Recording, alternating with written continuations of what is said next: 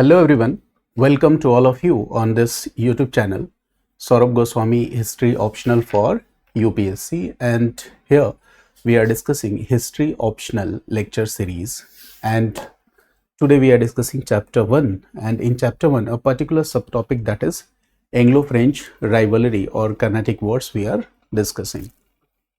So this topic is one of the, you can say, most important or potential area for UPSC mains question, and you will find that repeatedly UPSC has asked questions from this particular topic, English and French, English East India Company and French Company, since these two were the two most important colonial rivals in India, and that is why the questions become important from this particular area.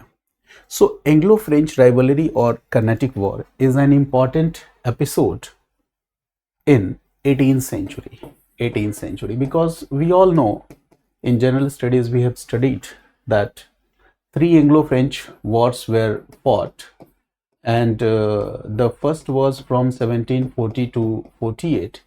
In Indian context it was 40 to 48. The second was 1749 to 1754, and the third was 1756 to 1763. It means that starting from 1740 to 1763, this is almost 23 years where we see the prolonged conflict between these two European rivals. And this 18th century is also important because of conflict between these colonial, you can say, powers in Europe. There were important global conflicts that were fought in this 18th century. The one most important global conflict was Austrian War of Succession, and here the first Anglo-French War in India was the reflection of that Austrian War of Succession in India.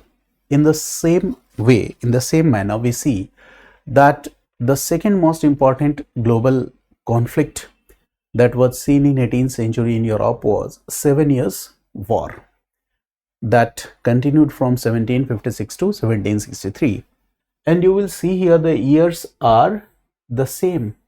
It means that again the third war was also the reflection of global conflict in India, and that was the 7 Years' War, the reflection of this 7 Years' War in India. And this second Anglo-French War, here basically the issue of two regional states is involved. Two regional states is mainly involved. Yes, there was Anglo-French rivalry, but these two regional states, one was Hyderabad and the second was Carnatic. It is mainly involved. And that is why, on the basis of this, since this Carnatic episode was very much important, so this entire theme is also known as Carnatic Wars. So Anglo-French rivalry is very much important. In general studies, generally we don't read in details what was Austrian War of Succession and what is 7 Years' War. Here also, in exam it will never be asked to enter into details of Austrian War of Succession and 7 Years' War, but these episodes are one of the most important episodes in world history. So when you will be having a basic familiarity with these international events, so that will be helpful in interlinkages of themes when you will read world history portion. So we will go into the details here, but here a very, you can say, very technical aspect of this topic is here I have written Carnatic. So is it Karnataka? Since the linguistic origins of these two terms are same, so we often get confused that Carnatic is Karnataka, but it is not true. Carnatic is not Karnataka. When we are talking about Karnataka, the present day Karnataka, so the major part lies in the Deccan Plateau region. Bengaluru, Mysuru, Mangalore, all these are the important cities here in Karnataka state. Okay, and in historical context, When we talk about Vijayanagar kingdom, that is Karnataka. When we talk about Mysuru kingdom, that is Karnataka.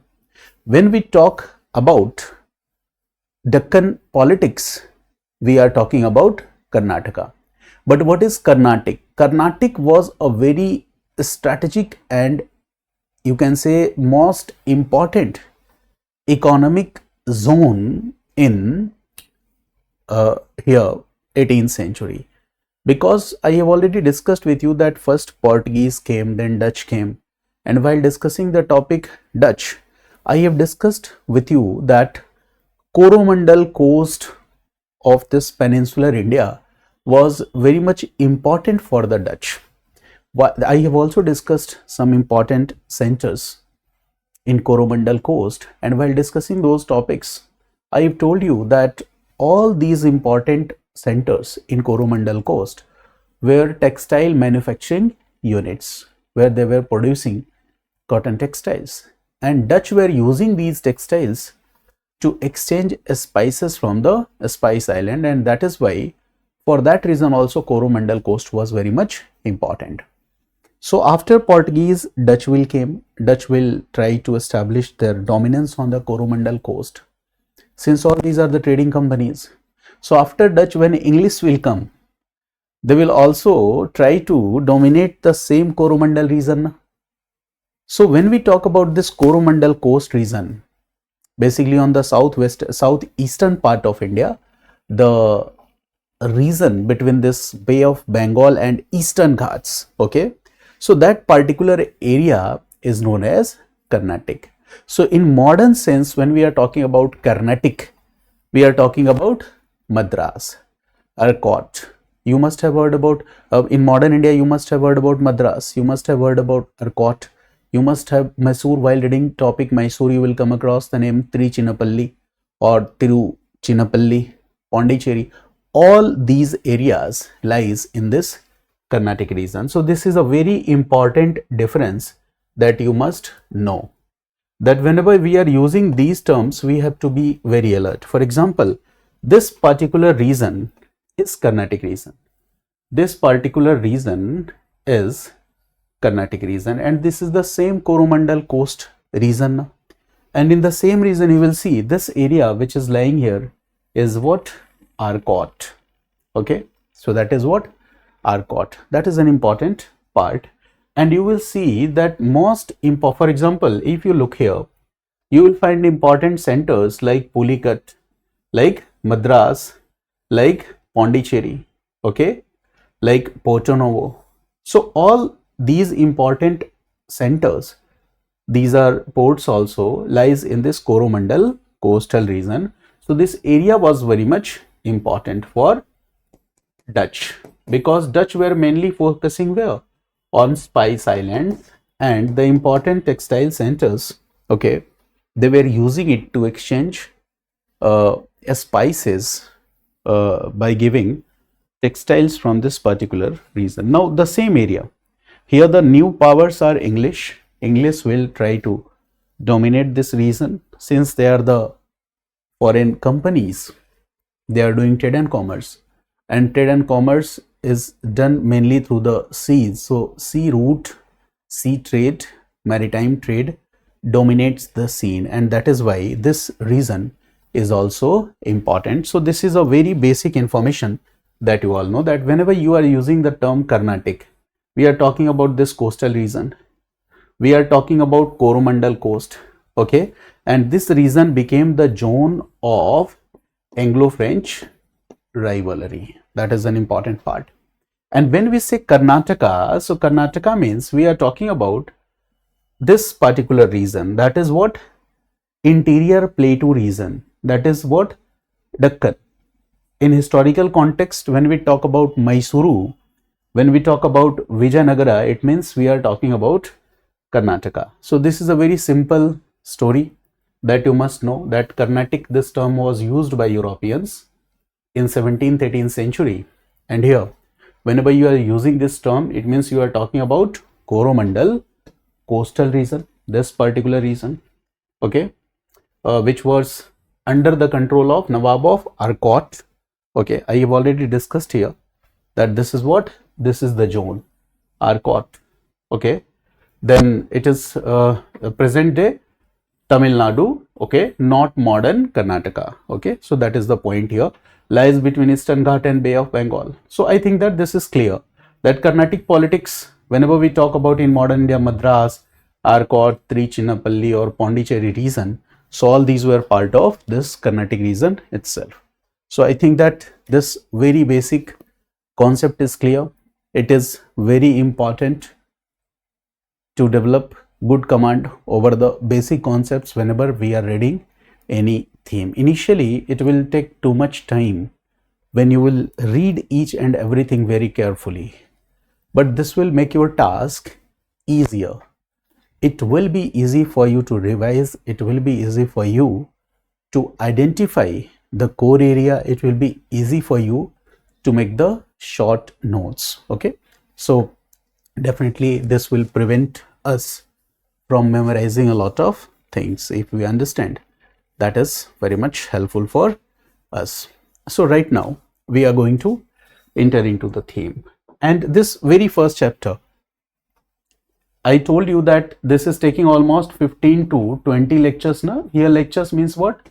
It is not a same duration lecture of 2 hours. Here you will see 40-minute lecture, 50-minute lecture, 1 hour lecture, 2 hour lecture. So according to the length of the topic, we generally discuss these topics, but the same model I will not follow in each and every topic, since first chapter is the very basic and foundational aspect of any module. That is why I always prefer that the first chapter we should study in very much detail. So after this chapter finishes, I will come to the same classroom format where I will discuss the next chapters in modern Indian history, like we do in offline classes or online classes in foundational optional history program. Okay, so there is no need to fear looking at the number of lectures, since this is the basic foundational part. That's why I am investing a lot of time, so it becomes very much easy for me also, okay, to enter into the theme so that you could start connecting the events. So this Anglo-French War, I told you the years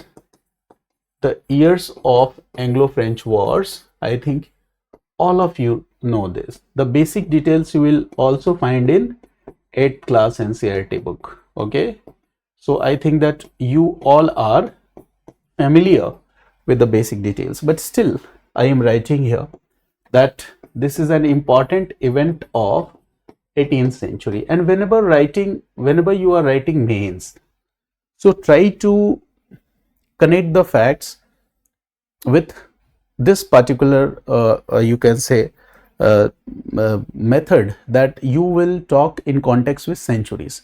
For example, when you are talking about Anglo-French War, this is an important event in 18th century. How many wars were fought? 3 wars were fought. 1740 to 1748, NCERT writes this. Then 1749 to 1754, and then 1756 to 1763. It means that this particular event is in 18th century. Majority part of these events light in mid 18th century. We see what? Mid 18th century. This is an important event. Now relate the things. Battle of Plassey 1757, mid 18th century, second half of 18th century. Industrial Revolution in Britain 1760s, first phase, that is mid 18th century, second half of 18th century. In this way, try to connect the themes. Now these 3 are the important years. Now here, the first Anglo-French War and the third Anglo-French War, they were the reflections, or you can say colonial expansion of global wars fought between European powers.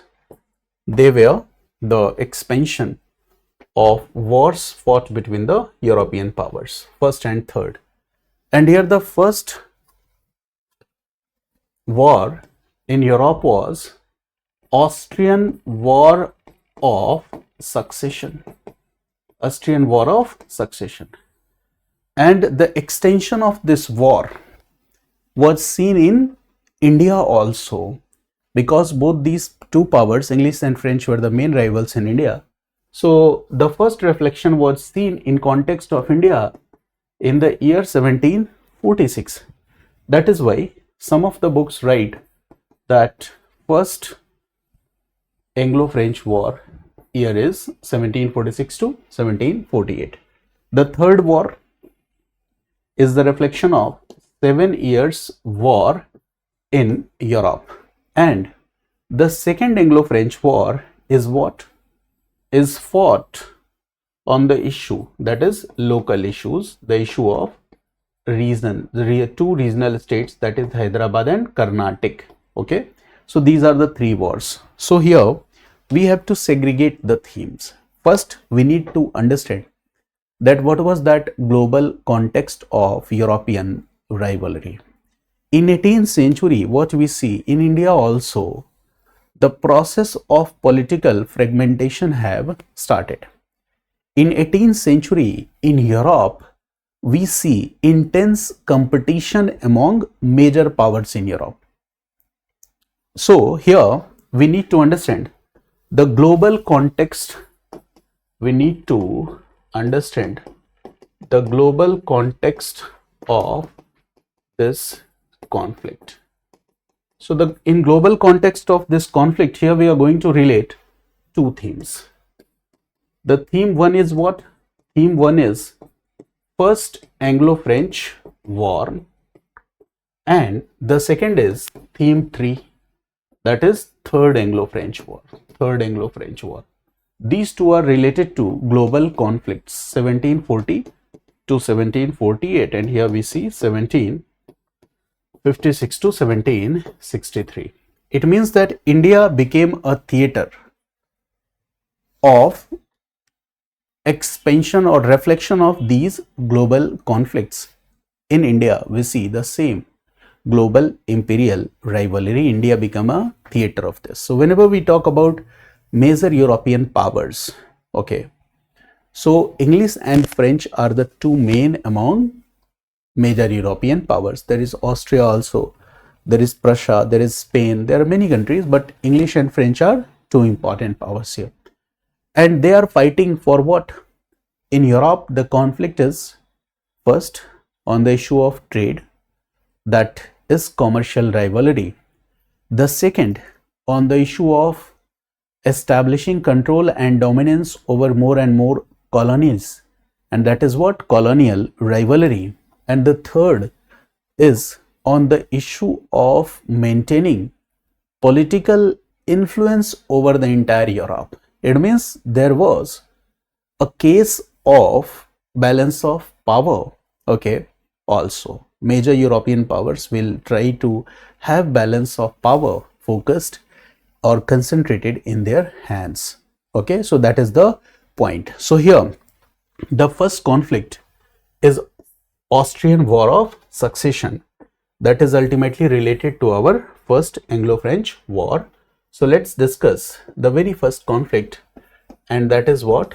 Austrian War of Succession. I am discussing the story, and after discussing this story, I will discuss some important points or key takeaways from this story, and that concluding portion, key takeaways from the story, will be important for your exam, not each and every fact. So here you don't need to, okay, be worried when I am discussing this topic in very much detail. So we are talking about Austrian War of Succession. So what was this issue of Austrian War of Succession? So in Austria, there was a ruler. In Austria, there was a ruler. In Austria, there was a ruler, and the name of that ruler was Charles VI.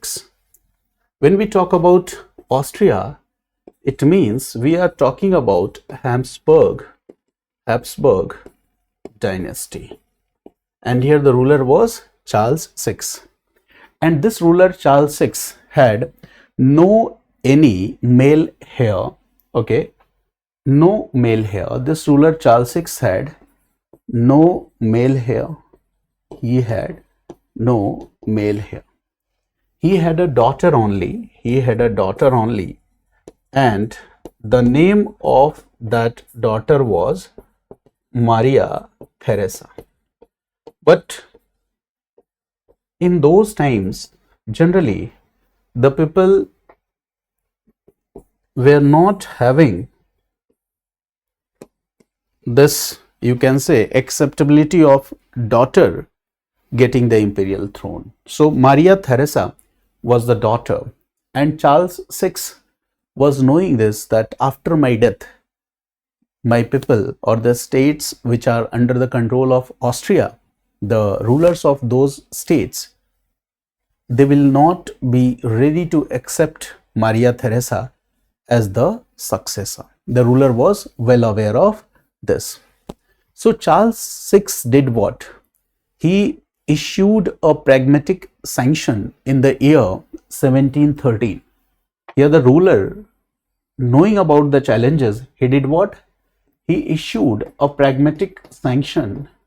He issued a pragmatic sanction in the year 1713, and this pragmatic sanction, this particular law, okay, made it valid. It means that this particular law established this fact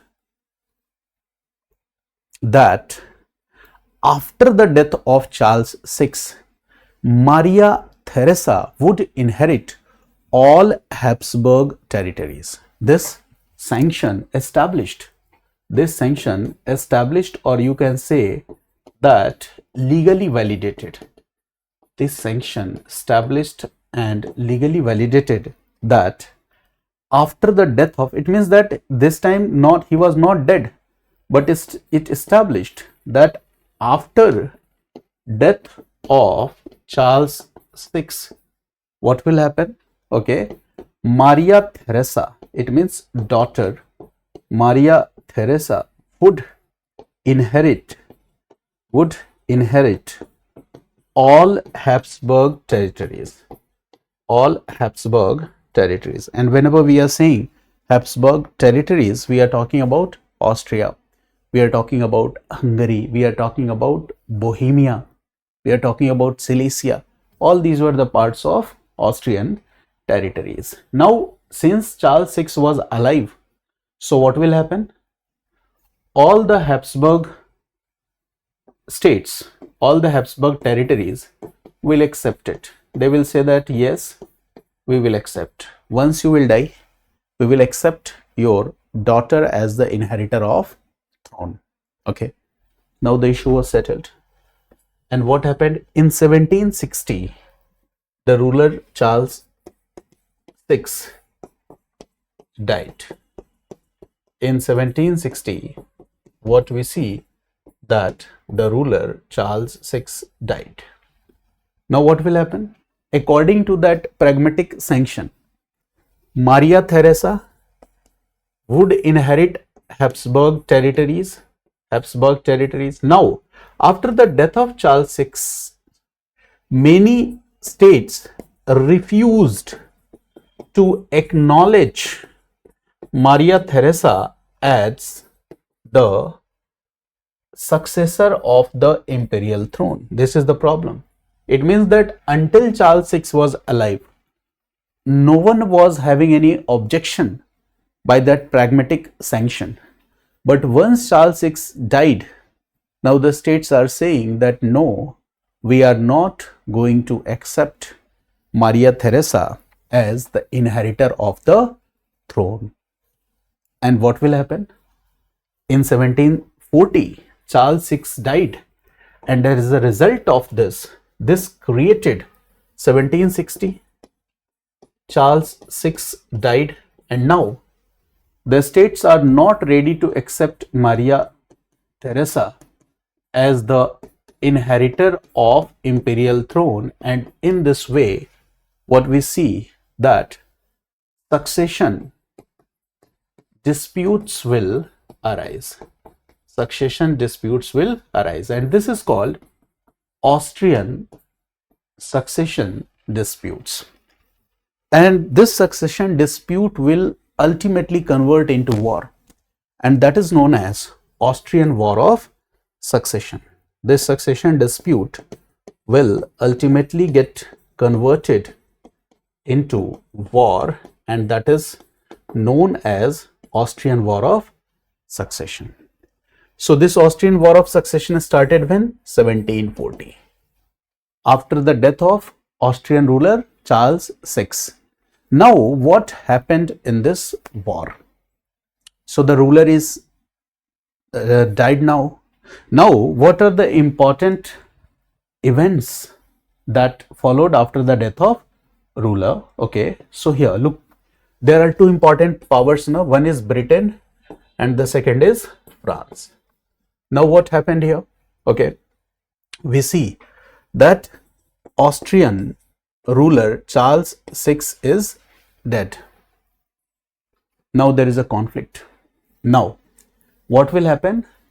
Britain will support Maria Theresa, that yes, we acknowledge and validate Maria Theresa as the inheritor of the throne.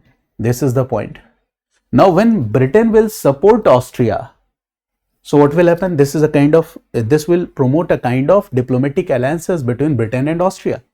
So in this situation, obviously it will make Britain more powerful in this situation. Now what will happen? France will do what? France will oppose Maria Theresa. France will say that we don't support Maria Theresa. And apart from this France, okay, Spain will also join France's side. They will say that we don't accept Maria Theresa. So France and Spain, they don't accept Maria Theresa. Plus they did what? At the same time, there were some rivals of Austria. For example, there was a country, the name of that country was Prussia.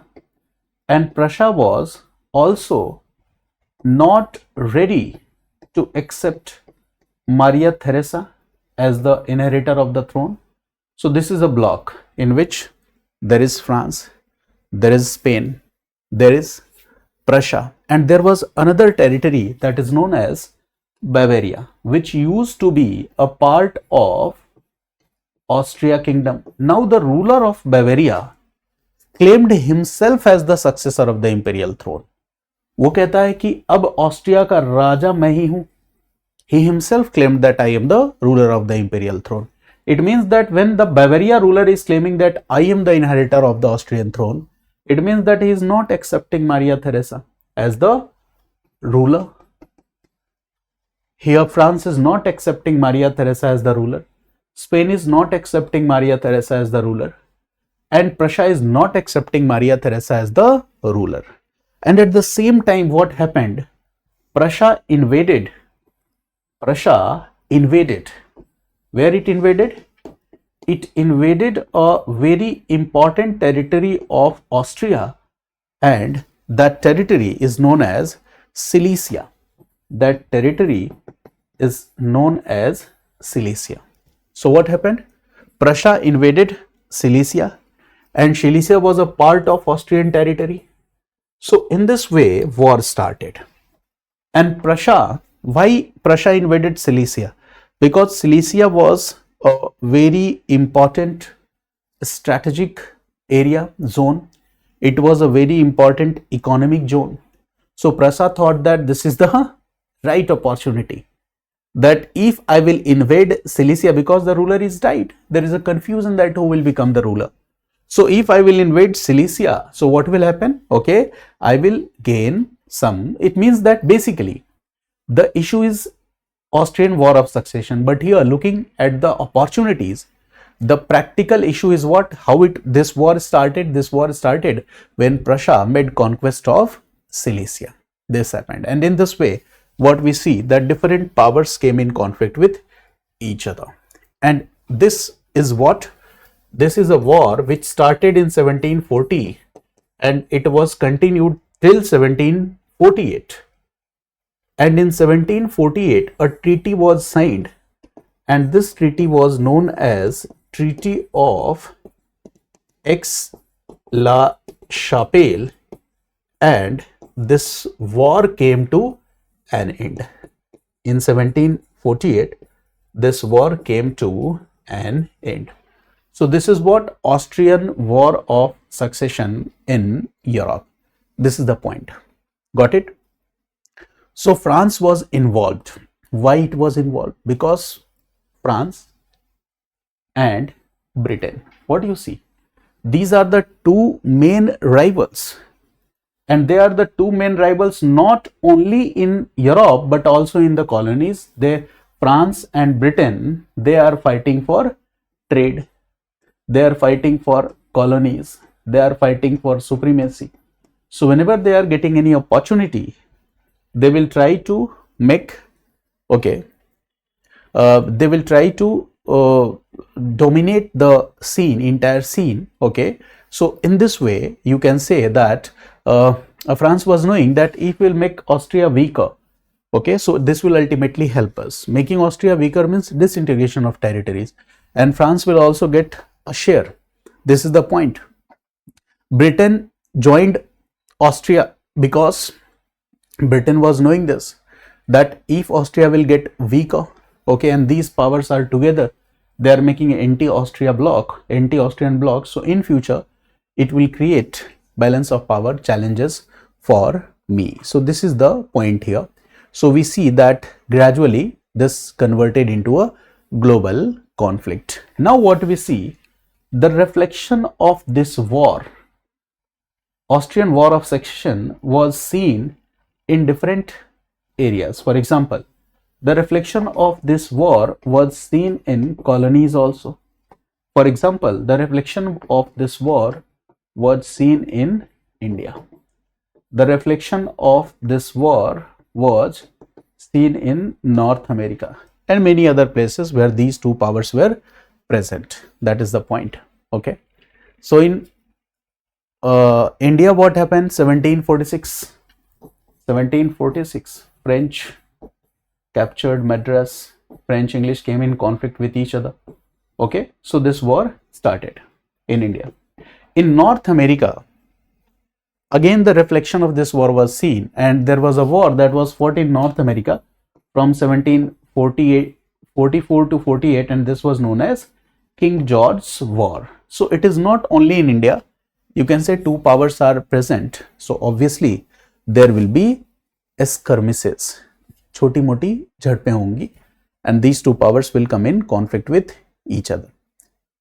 दोनों में दुश्मनी है ये. तो French did what in 1746? French invaded Madras.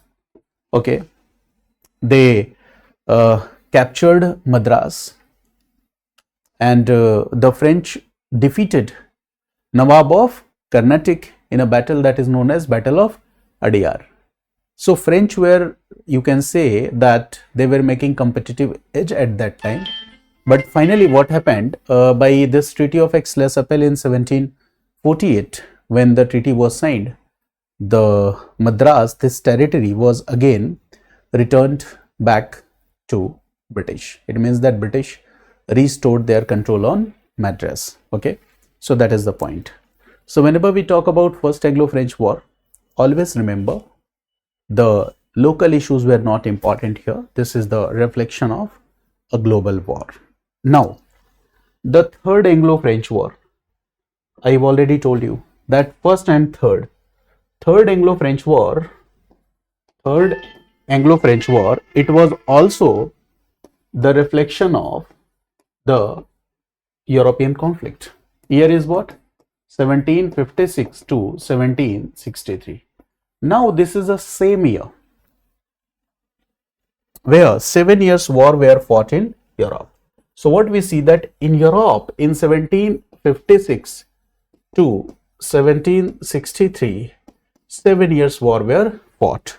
So this is a prolonged war. When you say 7 years war, so obviously 7 years war is what? It is a prolonged war. So 7 years war was fought.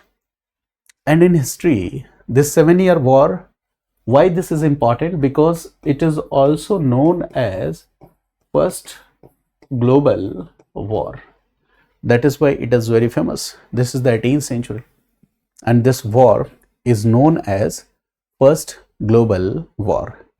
And when you look at the parties, the countries who are involved in this war, you will find that all the traditional allies, the system of traditional allies, okay, was completely changed or transformed in this 7-year war.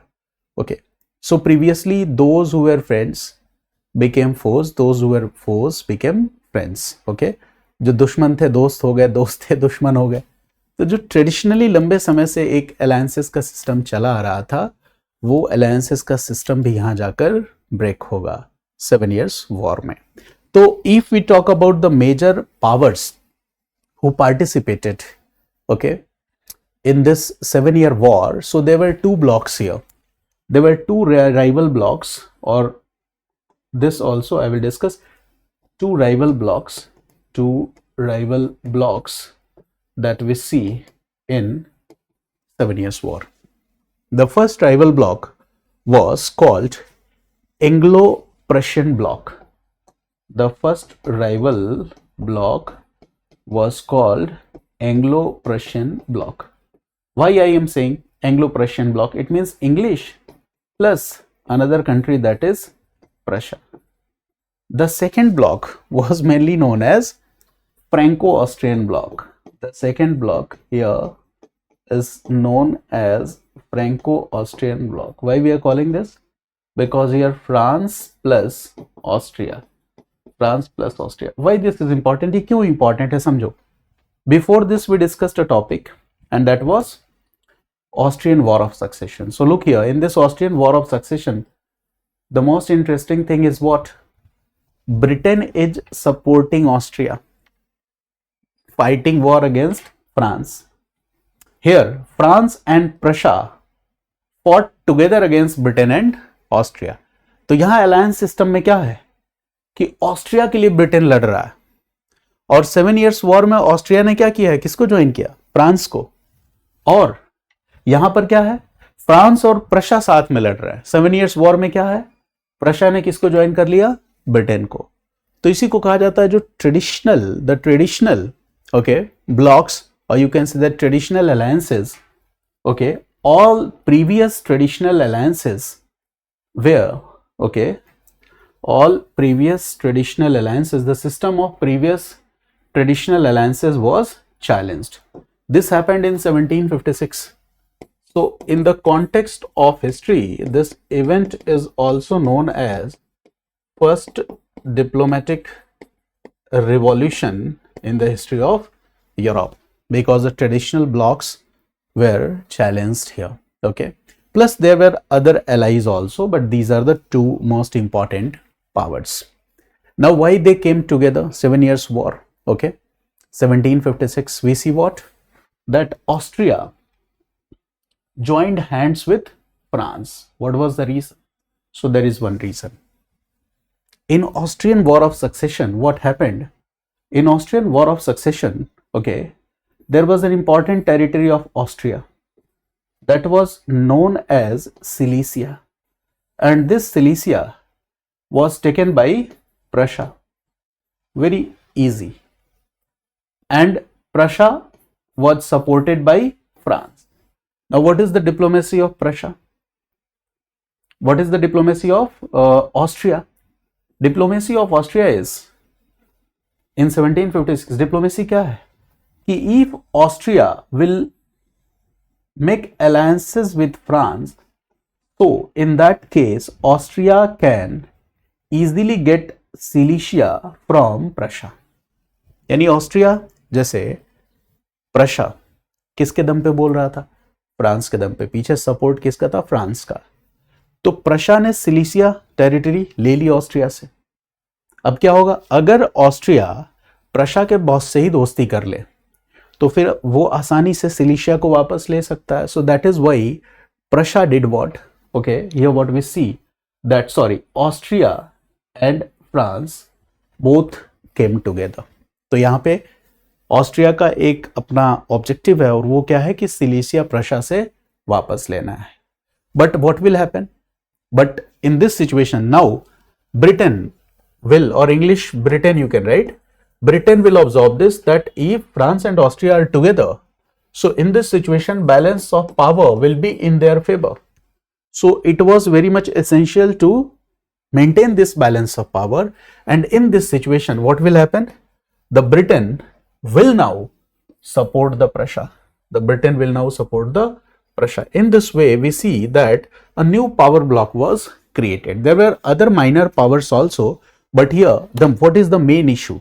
The main issue is maintaining balance of power. On one side France wants to maintain its colonial supremacy. On the other side what we see, that Britain wants to maintain its colonial supremacy. These countries are fighting for territories. Look here, previously what happened? Okay, Prussia forcefully taken Silesia from Austria.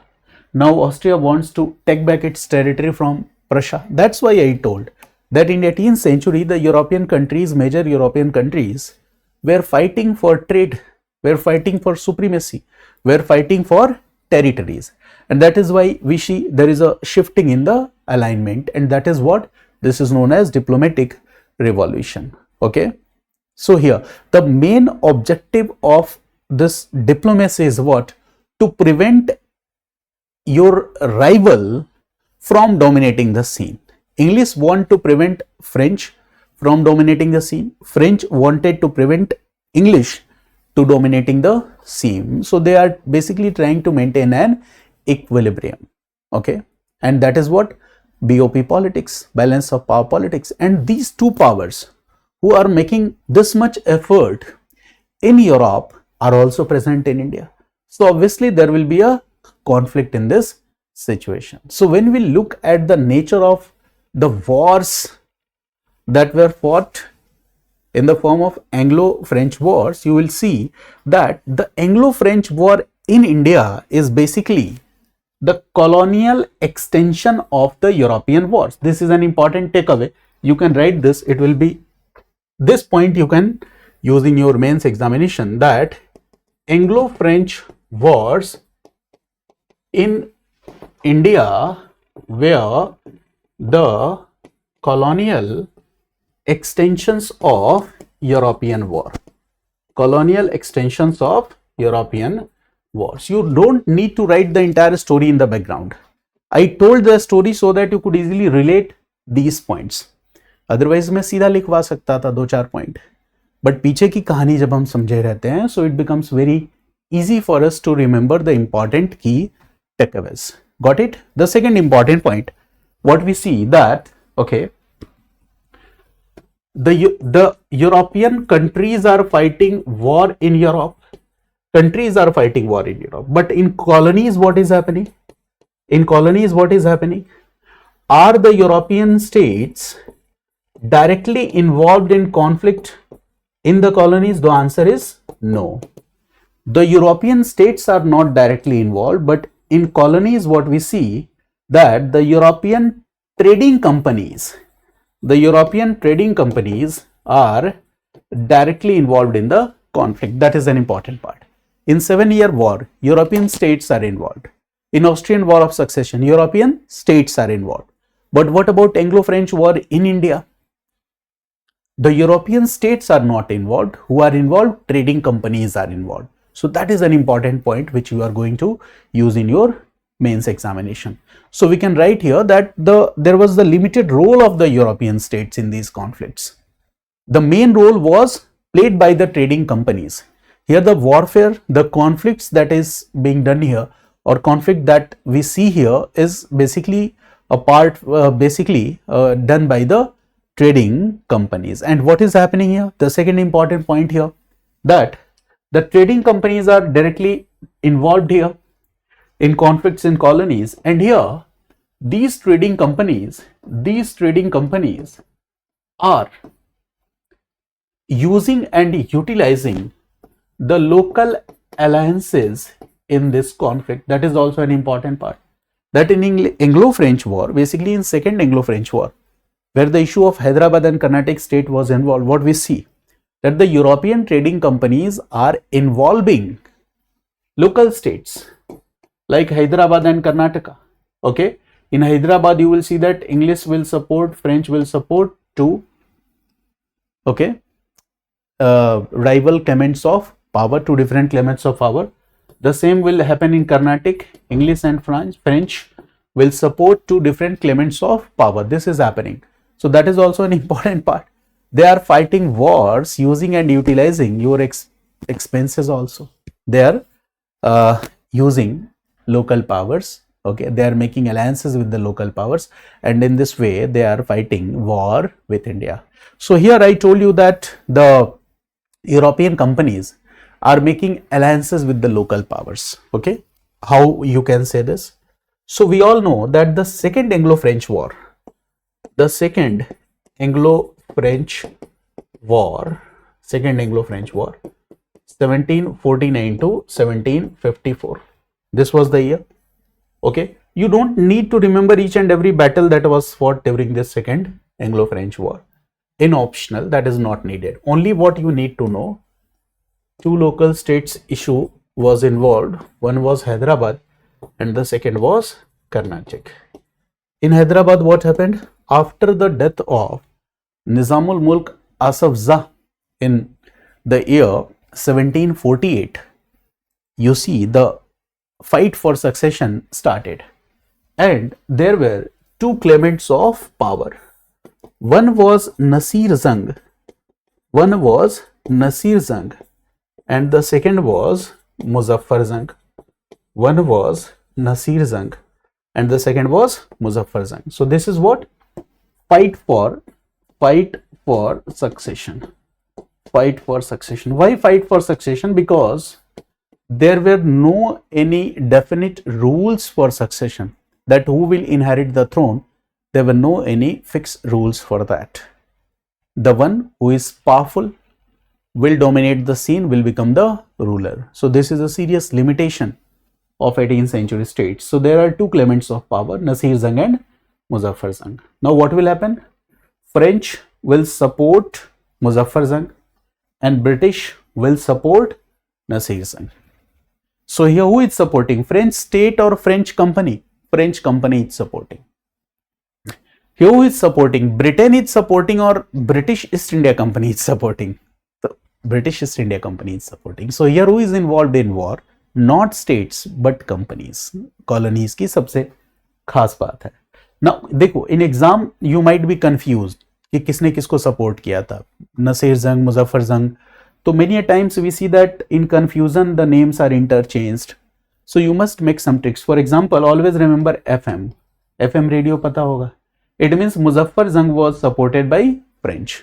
तो दूसरा अपने आप आपको याद आ जाएगा कि Nasir Jung was supported by British. Okay. Now in the same way, in Carnatic state, again we see what? Okay, succession dispute.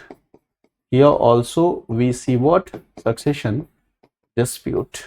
And here there are two claimants of power in Carnatic.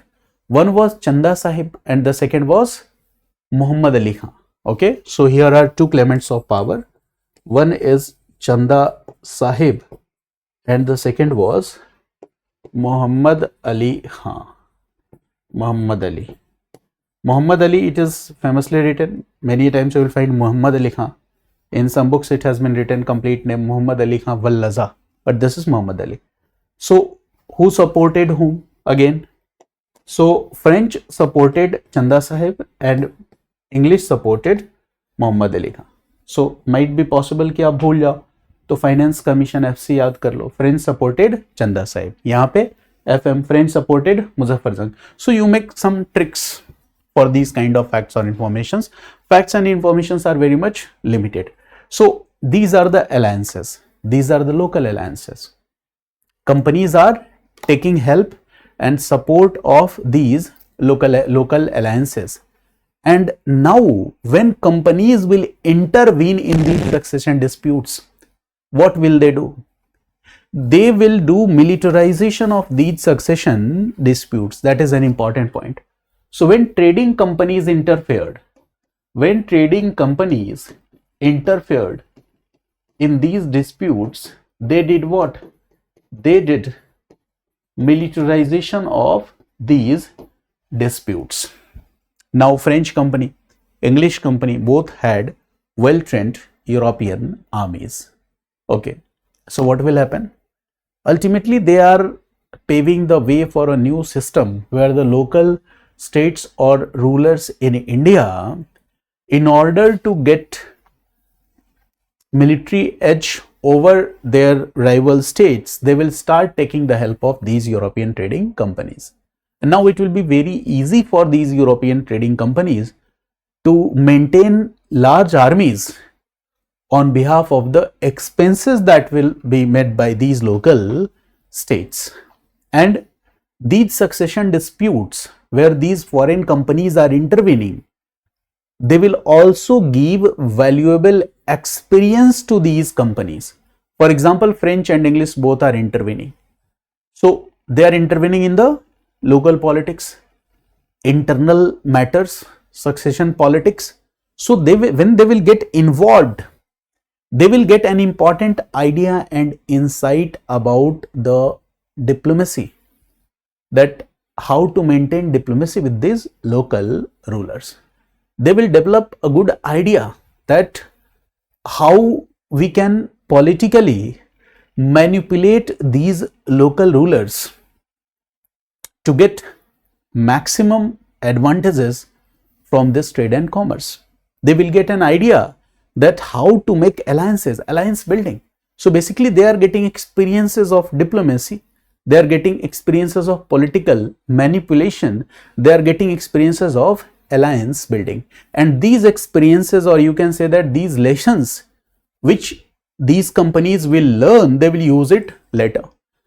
For example, English East India Company will learn the lessons of diplomacy, political manipulation, alliance building in Anglo-French War, in Second Anglo-French War, and they will use the same lessons in Battle of Plassey. They will use the same experiences in Battle of Buxar. They will use the same experiences in Treaty of Allahabad. Okay, so basically in this context, when we think about this Anglo-French conflict, or basically Second Anglo-French War, that is related to the Indian background, we can say that Second Anglo-French War was a prelude to the Battle of Plassey. Battle of Plassey was fought in 1757. The Second Anglo-French War started 1756. Battle of Buxar fought in 1764. Second Anglo-French War ended in 1763. Treaty of Allahabad was signed in 1765, which was very much important. So obviously, you will use these techniques which you will learn from these local rulers: diplomacy, political manipulation, alliance building. That is an important point. So here what we see, that European companies are getting successes in India. This is also one reason that the local rulers were divided. There were internal divisions among the local rulers. The English East India Company is doing what? English East India Company is using and utilizing its local political networks and elite alliances with the local rulers very effectively. That is an important point. But this entire, you can say that scheme was designed by Dupleix first. Dupleix, you all know, he was a French governor. So it was the Dupleix who, it means that before Clive also, Clive learned from Dupleix. Clive learned from the policies of Dupleix. It was Dupleix who tried to create a political empire in India, French political empire in India, by supporting Indian rulers, by using and utilizing one against the another. It was Dupleix first. And later, what happened? Okay, Clive used and utilized the same technique from Dupleix. So Clive learned from Dupleix. Okay, so the events are in a sequence. 18th century, 1707. After the death of Mughal Emperor Aurangzeb, the central authority was weaker. There was political fragmentation, internal decisions among the local rulers. And what we see in the mid of 18th century, or you can say that second half of 18th century, we see the succession disputes took place in Hyderabad and Karnataka. Carnatic, Hyderabad and Carnatic both are important in Deccan politics. Okay, in NCERT class 12 Bipan Chandra book, you must have read about Hyderabad and Carnatic, how Hyderabad state was formed. Carnatic came under this Hyderabad, okay, and how Hyderabad was established 1724 as a independent kingdom, but still Hyderabad was maintaining influence on Carnatic. Gradually, the ruler of Carnatic started behaving in an independent manner. So this all you have read from the NCERT book. So I am not entering into that. So I think that you have got some idea about the Carnatic War. So for exam perspective, what is important? You don't need to know each and every fact of Austrian War of Succession. You don't need to know each and every fact of 7 Years' War. Why I have told you? Because you will be familiar with the background.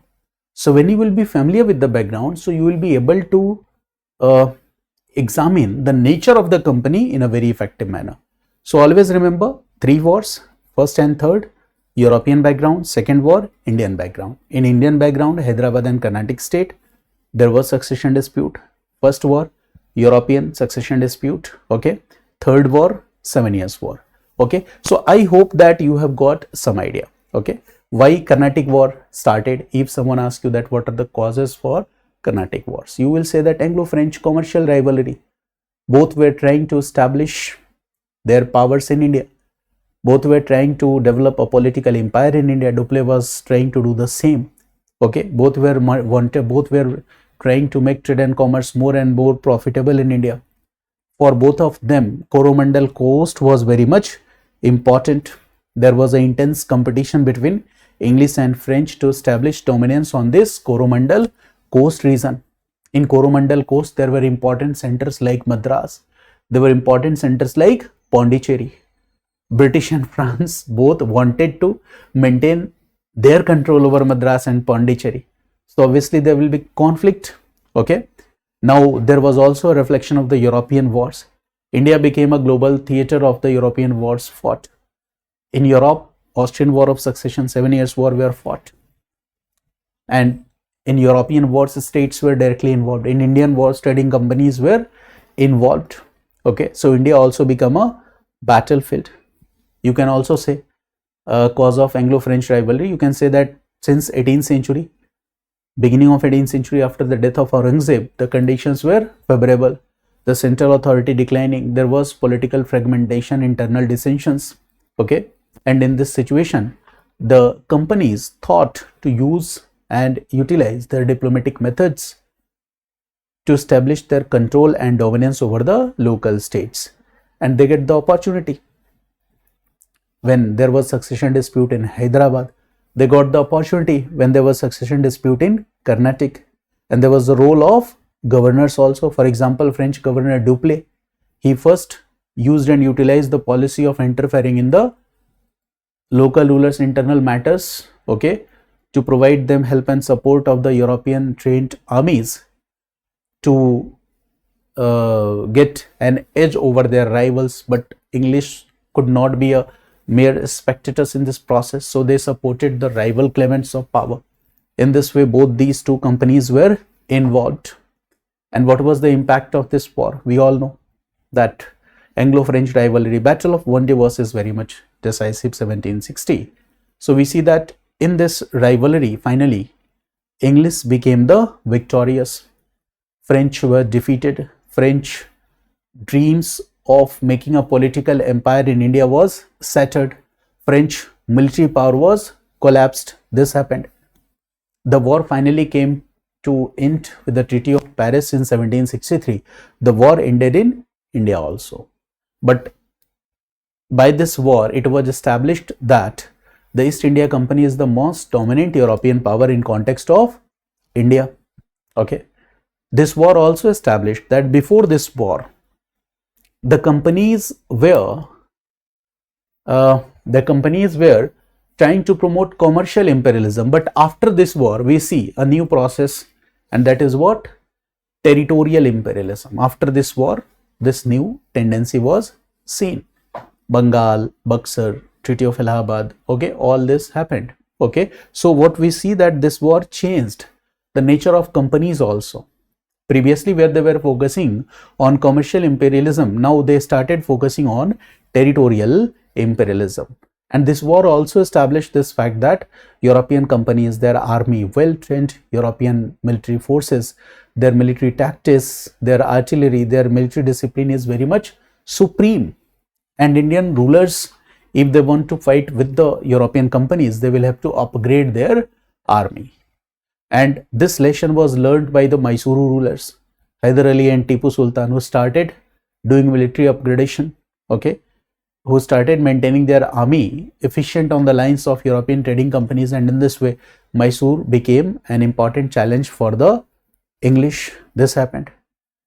What we see after this important battles, during this war, one is Battle of Plassey, but after this war, third Anglo-French War, we see Battle of Buxar, then Treaty of Allahabad.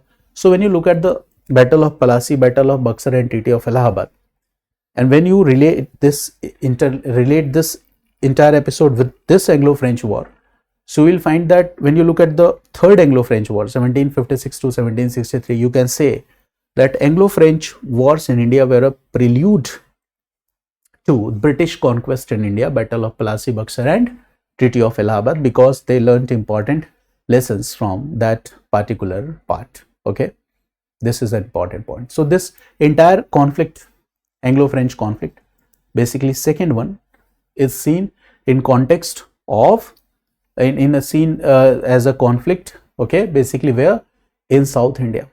So this is basically a turning point in context of India. It ended the French political ambitions in India. It established British supremacy. It transformed or changed the nature of European trading companies in India. It established the military superiority of British, or you can say European trading companies.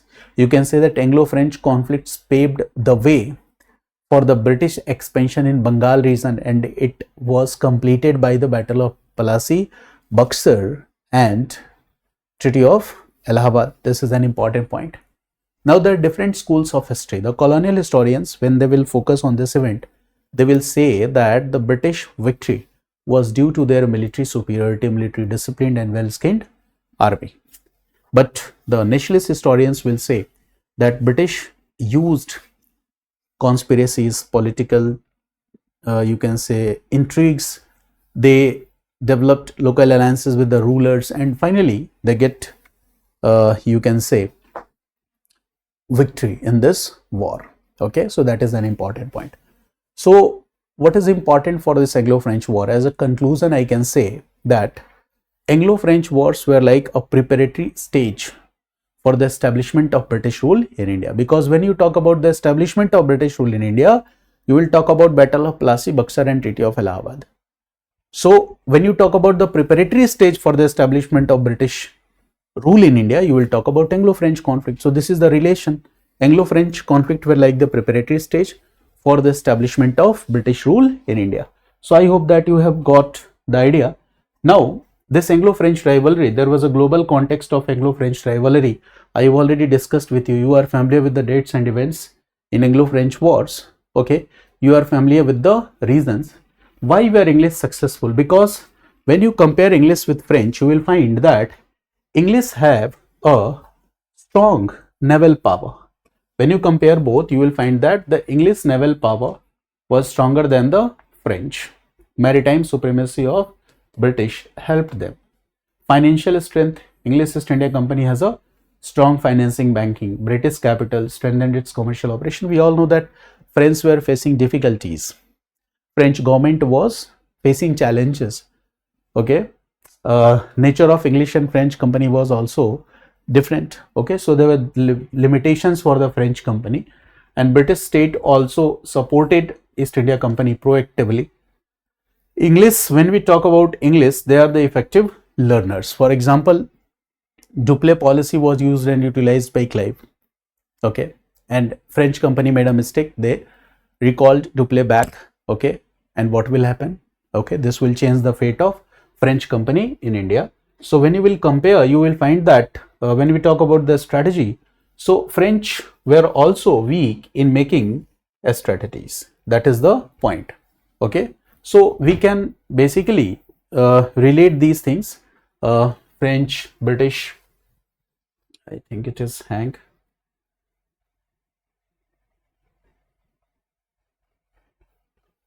Okay, I hope that you have got my point, that this topic Anglo-French rivalry is important.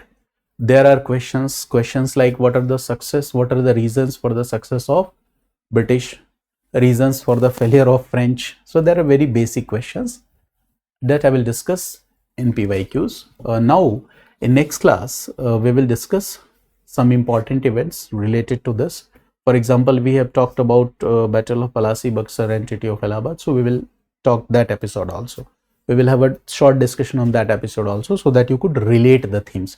Otherwise technically मुझे वो topic कहाँ पढ़ाना था, बंगाल में, regional states में, but यहाँ मैं पढ़ाऊंगा ताकि आप उसको रिलेट कर सको. So that when I will finish the very first chapter, you will have a very solid understanding, very good understanding of the entire developments here. Okay, so that is an important, you can say, part. Okay, that we must have a very good understanding of the basic developments, and that will help us. Okay, so we will do that, we will discuss that. So for today this is sufficient. See you in my next class. Thanks to all of you for watching this video.